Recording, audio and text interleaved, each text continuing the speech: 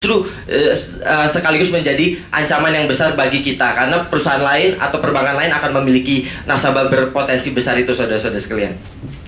Dan sekali lagi kami tegaskan bahwa kunci dari layanan prioritas adalah loyalitas nasabah. Makanya kita harus memperlakukan mereka sebagai raja. Terima kasih.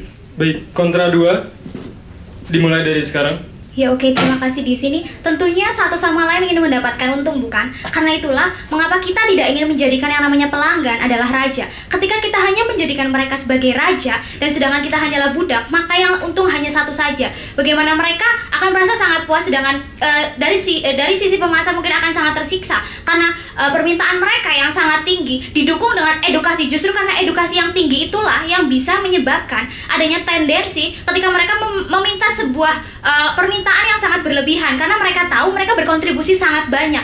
Itulah mengapa kami bisa mengatakan bahwa adanya arogansi terhadap pelanggan-pelanggan itu, karena justru tingginya pendidikan mereka akan bisa meminta hal-hal yang bisa kita katakan di luar batas nalar kita itu sendiri. Dan di sini yang namanya pelanggan juga adalah manusia, mereka merupakan makhluk sosial itu sendiri. Bagaimana kita hanya memperlakukan mereka sebagai raja dan kita memperlakukan diri sendiri sebagai budak, justru itu sangat tidak menguntungkan satu sama lain. Karena apa? Karena kita harus terus mengikuti permintaan si raja itu, sedangkan kita sendiri dengan sangat sadar kita justru merugikan diri sendiri.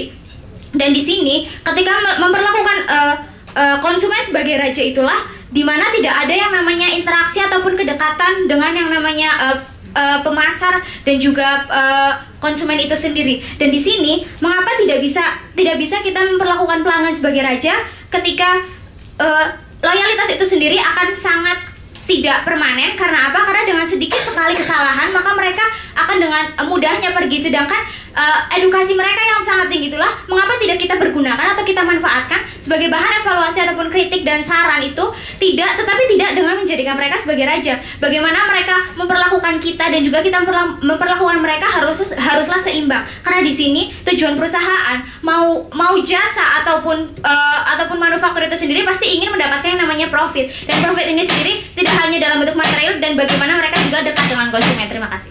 Tim kontra diberikan kembali waktu 2 menit untuk menyampaikan kesimpulannya. Waktu dimulai dari sekarang. Kesimpulan saya dapat ambil dari tim positif adalah bahwa mereka ingin mengajarkan kepada konsumen. Analoginya adalah bagi di sini adalah kita seorang ibu, kita mengajarkan kepada anak dengan memanjakan mereka dengan terus memberikan mainan yang bagus, kemudian anak itu ingin mainan bola, kemudian main helikopter, kemudian mainan pesawat, kemudian kita membiarkan seperti itu, sehingga akan timbul yang namanya orang itu akan manja, kemudian anak itu akan timbul yang namanya arogansi karena dia terus disuplai dengan hal-hal yang terus menerus mereka inginkan. Namun di sini kami sebagai manajer yang bijaksana, kami ingin mengedukasi si anak tersebut dengan hal-hal yang positif, dengan menjadikan anak tersebut sebagai sahabat kita, dengan menjadikan anak tersebut kita melakukan sharing bersama, kita memberitahu apa yang salah, apa yang benar, sehingga akan timbul yang namanya chemistry antara anak dan seorang ibu itu, yang akan timbul yang namanya loyalitas. Dan itu kita implementasikan di dalam sebuah marketing, yang mana di antara marketing dan antara perbankan seperti yang mereka maksud, dan antara konsumen premium itu bisa timbul yang namanya chemistry karena kita sama-sama membangun, kita sama-sama berinteraksi, sehingga di sini yang namanya arogansi kemudian kemanjaan dari konsumen itu bisa hilang karena kita di sini membangun bersama, kita berjuang bersama untuk meningkatkan sebuah produk. Itulah yang namanya marketing yang bijaksana. Sementara mereka hanya mementingkan kepentingan konsumen, sementara kepentingan mereka sendiri adalah sirna karena mereka hanya memanjakan itu, dan keloyalitasan seorang konsumen yang mereka mau hanyalah temporary karena ketika mereka tidak bisa memenuhinya, maka otomatis pelanggan itu akan langsung pergi. Dan itulah yang karakteristik dari seorang raja. Namun ketika kita menjadikan seorang teman, apabila kita ada sesuatu yang salah, kita bisa mengkoordinasinya kembali, kemudian ketika mengkoordinasinya itu kembali, kita bisa membangun bersama lagi. Itulah yang dimaksud oleh kelompok kami. Sehingga di sini kami sangat yakin dari Universitas Darus Sudirman bahwa kami adalah marketer yang terbaik karena kami bisa membangun loyalitas yang everlasting atau selamanya. Terima kasih. Tim Pro untuk menyampaikan kesimpulannya 2 menit dari sekarang. Teman juri yang terhormat, ada 3 kesalahan yang dibawakan oleh tim kontra.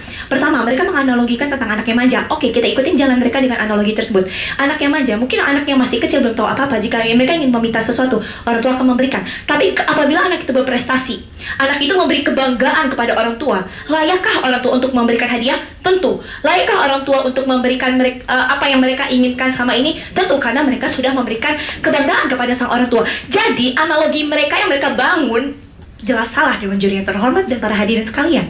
Yang kedua, mereka mengatakan bahwa customer perbankan atau yang premium tidak bisa memberikan benefit kepada perusahaan bank, yang artinya ada budak dan ada raja. Ini ada konsep yang salah karena mereka tidak tahu bahwa di perbankan ada konsep mutualisme, di mana uang ditabungkan, uang itu akan terus berputar. Dan di sini juga tidak semata-mata sebuah perusahaan akan segera bangkrut gara-gara harus memenuhi permintaan si customer premium. Mereka sama sekali tidak mengerti bahwa ada hubungan simbiosis mutualisme di sini. Jelas untuk poin yang kedua mereka salah.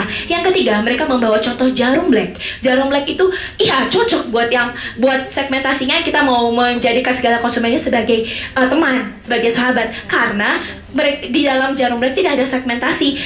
Maksudnya ada orang kaya atau orang miskin atau orang dengan tidak ada segmentasi apapun di dalam jarum black, semua bisa memakai. Tapi beda dalam perbankan. Untuk itu kami membawa ke dalam perbankan karena ada segmentasi tertentu. Pelanggan yang dengan nasabah yang sangat tinggi, yang sudah mau beresiko untuk menabung dengan 1 miliar, tentu harus dilayani dengan semaksimal mungkin karena mereka sudah mengambil tempat, mereka sudah memberikan kontribusi yang sangat besar. Untuk itu kita harus pertahankan. Maka Dewan Juri yang terhormat, kami percaya sejak dari awal bahwa customer yang kami segmentasikan sebagai customer nasabah premium harus tetap dipertahankan karena posisi mereka yang sudah berkontribusi sangat besar dan tidak ada kekhawatiran arogansi. Jangan khawatir karena di dalam perusahaan tentu ada etika bisnis yang arogansi mereka akan terjawab dengan segala etika bisnis di perusahaan. Terima kasih. Baik, itulah tadi pertandingan antara Unsur dan IM Telkom 2. Masing-masing tim mempunyai argumen yang sangat kuat rupanya di sini.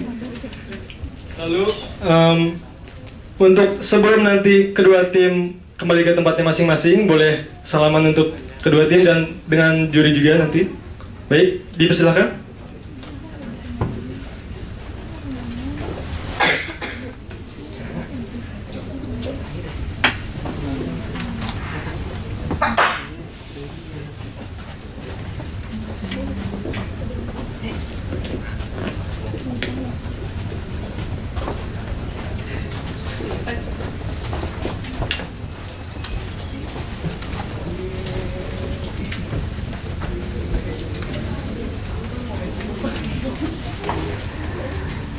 Baik, masih ada satu